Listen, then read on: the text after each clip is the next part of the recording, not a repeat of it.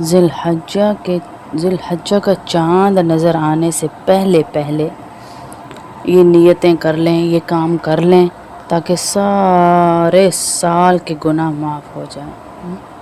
ایک تو یہ کہ جس نے قربانی کرنی ہو وہ ناخن اور بال نہ کاٹے، مستحب عمل ہے، افضل عمل ہے، لیکن میں یہ نہیں کہہ رہی کہ یہ فرض ہے، یہ سنت ہے، میں بار بار کہہ رہی ہوں کیونکہ اتنا بیان کرنے کے بعد بھی ابھی ایک بہن نے سوال کیا کہ باجی پچھلے سال میرے دیور نے کاٹ لیے تو گناہ ہو گیا نا، اس کی قربانی نہیں ہوئی۔ ایسا کچھ نہیں ہوگا، مستحب عمل ہے، افضل عمل ہے، لیکن فرض یا واجب نہیں ہے۔ مطلب اس کا یہ ہے کہ مستحب ہے، کریں گے تو ثواب ملے گا۔ ناخن اور بال پہلی تاریخ سے پہلے کاٹ لیں اور 10 دن کے لیے نہ کاٹیں، 10ویں تاریخ کو قربانی کر کے پھر کاٹ لیں۔ نہیں کریں گے تو اس کا کوئی گناہ نہیں ہے۔ کاٹوا بھی لیے کسی نے، کسی کے ناخن بہت بڑے ہو رہے ہیں، کاٹ بھی لیے، بھول سے کاٹ لیے، تو کوئی گناہ نہیں ہے اس کا۔ کرنے کا ثواب ہے، نہ کرنے کا گناہ نہیں ہے۔ اس عمل کو مستحب عمل کہتے ہیں۔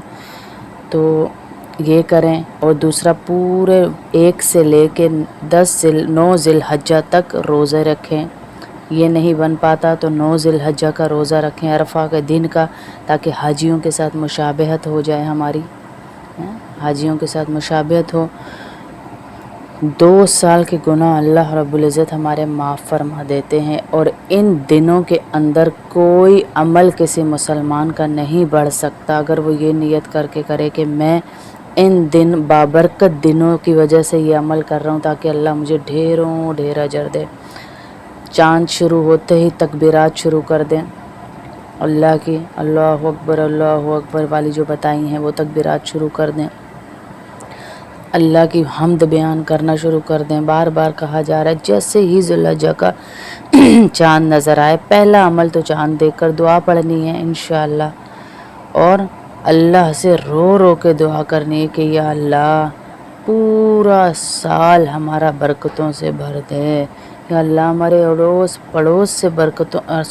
پڑوس کے گھروں کو برکتوں سے بھر دے، یا اللہ ان سب کی پریشانیاں دور کر دے۔ تو یہ عمل جب ہم کریں گے انشاءاللہ اللہ رب العزت ہمارے گھروں کو بھی برکت سے بھرے گا۔ کسی کے لیے دعا کریں گے اللہ ہمارے گھروں کو بھی برکت سے بھرے گا۔ اور دنیا بڑی مختصر ہے میری بہنوں، چلتی جا رہی ہے، نکلتی جا رہی ہے، ختم ہوتی جا رہی ہے۔ کوئی دن ایسا نہیں گزر رہا جس دن کسی کی مرنے کی خبر ہم نہ سن رہے ہوں، کسی کی موت کی خبر نہ سن رہے ہوں۔ ہر دن ایسا ہی ہے کہ کوئی نہ کوئی اس دنیا سے جاتا جا رہا ہے، تو میں اور آپ یہاں رہنے نہیں آئے ہوئے، ہم نے بھی جانا ہے۔ ہم انہی منہ کو سجانے میں رگڑوا کے اس منہ کو کہاں جوانی سے بڑھاپے تک رگڑوا رہے ہیں، آخر مٹی میں چلے جانا ہے۔ اصل معاملہ تو تب ہے ہمارا اللہ کے ساتھ کہ ہم آخرت کی تیاری اچھی کر لیں، آخرت کی تیاری۔ وہ اس سائڈ سے نا آپ سپیکر کی آواز کھول دیں، کیونکہ میں اس لیے کم کر رہی ہوں کہ آواز ہلکی کر رہی ہوں، میرا گلا خراب ہے، مجھے کھانسی چھڑ گئی تو پھر بیان ہی رک جائے گا جی۔ اس کمرے کی تیز کر دیں تاکہ ادھر ایکو کی آواز نہ ہے، وہ والے کی جی۔ تو اللہ ہمیں اعمال کی توفیق عطا فرمائے کہ جب ہم گھر سے دین کی برکتوں کے لیے نکلتے ہیں تو مطلب اللہ نے تو ہمیں چن لیا، اب آگے مجھ پر ہے کہ میں شیطان کے حملوں سے کتنا بچتی ہوں، کتنا اس سے بھاگتی ہوں۔ ان 10 دنوں میں آپ صدقے کے ڈبے تو انشاءاللہ ہماری پرانی بہنوں نے سب نے بنائے ہوئے گھر میں، کہ اپنا 1 روپیہ روزانہ کا صدقہ ڈالے تاکہ کوئی مصیبت آئے ہی نہیں۔ میں لکھ کے دیتی ہوں آپ کو کہ آپ روزانہ کا صدقہ ڈالیں گے، آپ کے گھر مصیبت نہیں آئے گی۔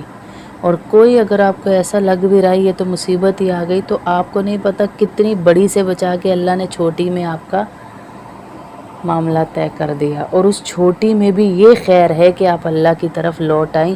ہو سکتا ہے بیچ کے دنوں میں ہم اللہ سے دور ہو گئے ہوں، اور اللہ نے مقام وہ دینا ہے کہ اللہ جنت الفردوس چاہیے، تو پھر جنت الفردوس کا مقام تو بڑا اعلیٰ ہے نا جی، اللہ نے وہ دینا ہے۔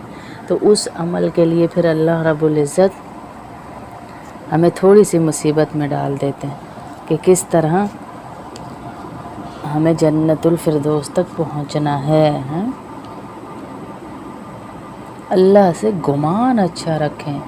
امام مسجد، ایک جگہ پہ امام مسجد تھے، انہوں نے دیکھا نماز پڑھا رہے ہیں، نماز پڑھانے کے بعد جانے لگے تو ایک کونے میں ایک آدمی بیٹھا ہوا اور دعائیں کری جا رہا ہے.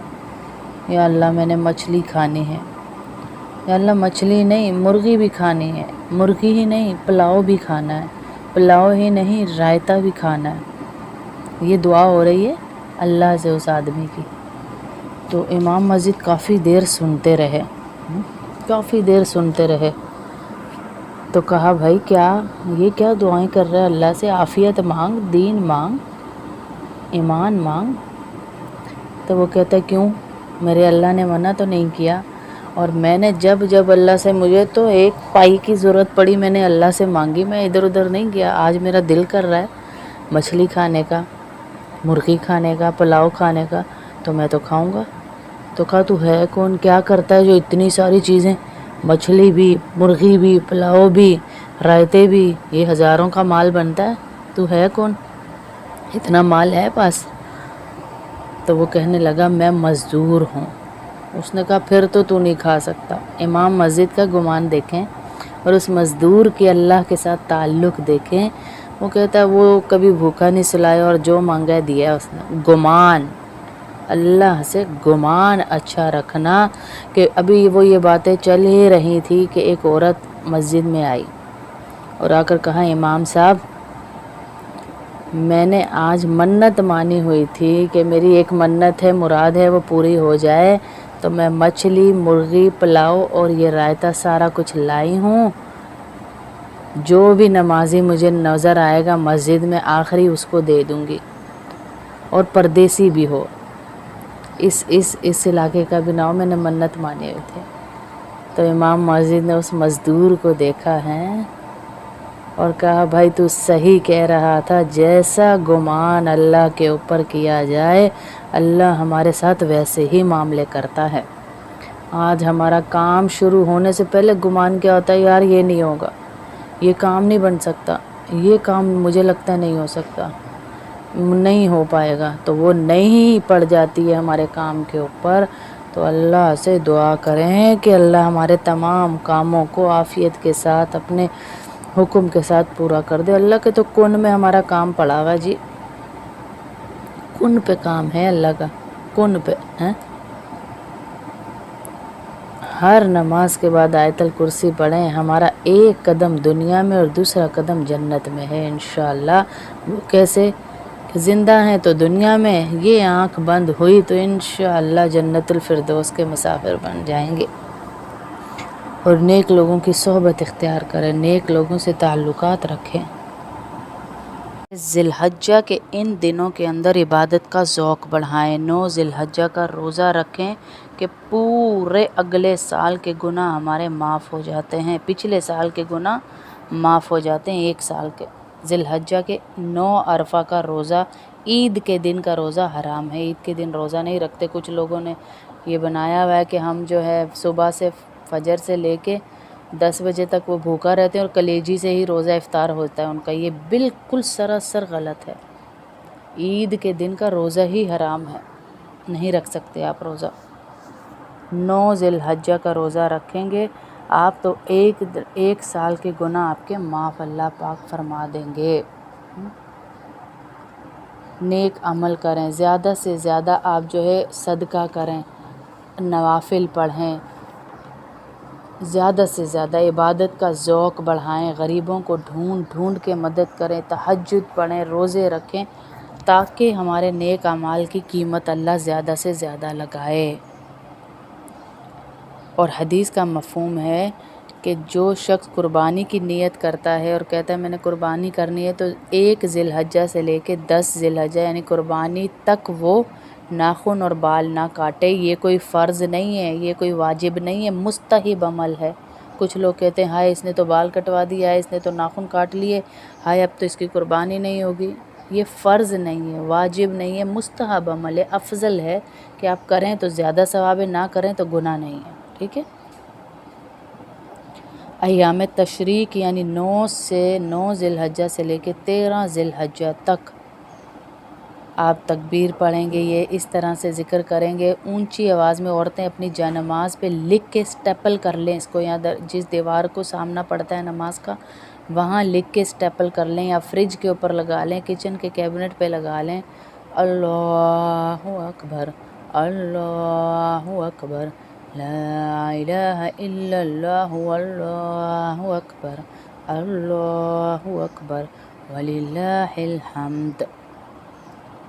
آسمانوں پہ فرشتے آپ کی یہ تکبیر لے کے چڑھیں گے انشاءاللہ، یہ دعا لے کے چڑھیں گے، یہ اللہ کی تعریف لے کے چڑھیں گے، چلتے پھرتے یہ کرتے رہیں۔ اور حاجیوں سے مشابہت اختیار کرنے کے لیے لبیک اللہم لبیک، لبیک لا شریک لک لبیک، ان الحمد والنعمت لک والملک لا شریک لک، یہ چلتے پھرتے پڑھتی رہیں۔ کرکٹ میچ کے لیے تو ہماری دکانیں بند ہو جائیں، کرکٹ میچ کے لیے تو ہم سارے اپنے پلانز کینسل کر لیں کہ بڑی بڑی سکرینز لگوائیں گے تو ہم میچ دیکھیں گے۔ ہر کام کینسل ہو رہا ہے بھائی، پاکستان انڈیا کا میچ ہے، پاکستان انڈیا کا میچ ہے، ٹاکرا ہے، میچ ہے، میچ ہے۔ حج کے دنوں کے لیے ہمارے گھروں میں ماحول نہ بنے کہ انہی غلاظت پہ چلنے والی LCDs پہ آپ اونچی آواز میں لگائیں تلبیہ، لبیک اللہم لبیک۔ 10 دن تو آپ کے گھر چلے تو آپ کی مشابہت ہو جائے گی ان حاجیوں کے ساتھ۔ اللہ اکبر۔ نیک اعمال کو بڑھا دیں، صدقے کو بڑھا دیں، لوگوں کی مدد کرنے کو بڑھا دیں۔ جہاں آپ 20 لاکھ کا ایک جانور لے رہے ہیں نا، وہاں آپ 20 لاکھ کے زیادہ جانور لیں، اس نیت کے ساتھ کہ میں زیادہ غریبوں میں گوشت بانٹوں گی۔ اور جانور قربانی کی جانور پہ جتنے بال ہوں گے اتنی آپ کو نیکیاں ملیں گی۔ تو سوچیں ایک جانور 20 لاکھ کا لیں گے تو ایک جانور کے بالوں کی نیکیاں ملیں گی، 20 لاکھ کے 20 جانور لیں گے تو ان کی کتنی نیکیاں، کتنے بال ہوں گے، کتنی نیکیاں بڑھ گئیں آپ کی۔ یہ انتہائی میری نظر میں سراسر بے وقوفی ہے کہ آپ 6 لاکھ کا 7 لاکھ کا ایک ہی جانور لے لیں۔ آپ زیادہ جانور لیں تاکہ زیادہ لوگوں کو گوشت ملے، زیادہ لوگوں تک آپ کی قربانی پہنچے، اور زیادہ بال ہوں گے آپ کو زیادہ اجر ملے گا، ہے۔ کیونکہ اللہ کے نبی صلی اللہ علیہ وسلم نے حج کے موقع پر 63 اونٹ ذبح کیے، 63، اور ہر سال 2 چھترے دیتے تھے، یعنی 2 دمبے ذبح کرتے تھے، ایک اپنی طرف سے اور ایک کس کی طرف سے؟ اللہ اکبر۔ اِنَّ لِلَّهِ وَإِنَّا إِلَيْهِ راجعون۔ اس امت پہ جس نے سنتوں کی دھجیاں اڑا دی، اس امت کی طرف سے بھی اللہ کے نبی قربانی کیا کرتے تھے۔ قربان جاؤں اس کی محبت کے کہ اپنی امت کو نہیں بھولے۔ اور آج امت کا حال دیکھ لیں، سنت کے مطابق شادی کرتے ہوئے شرم آتی ہے کہ لوگ کیا کہیں گے۔ کبھی یہ نہیں سوچا کہ سنت کے مطابق شادی نہیں کر رہا تو اللہ کیا کہے گا، سنت کے مطابق دعوت نہیں کر رہا تو اللہ کیا کہے گا، ہیں۔ تو اللہ اور اس کے رسول کی محبتوں کا تقاضا یہی ہے کہ جو عمل جتنا جیسے بتایا گیا اتنا کریں، ہیں۔ جتنا میچ کا اہتمام ہے کم از کم اتنا ہی اہتمام آپ حج کے دنوں کا کر لیں کہ آپ کے گھروں میں تذکرے ہوں، آپ کی دکانیں حج والے دن بند ہو جائیں، آپ کے نیک اعمال بڑھ جائیں، تہجد، نماز، صدقہ، فضیلتیں دیکھ دیکھ کے ان کو کریں۔ اور ان دنوں کی جب اللہ قسمیں کھا رہا ہے تو ہمیں تو لے کے چلنا چاہیے جی ان دنوں کو، ہیں۔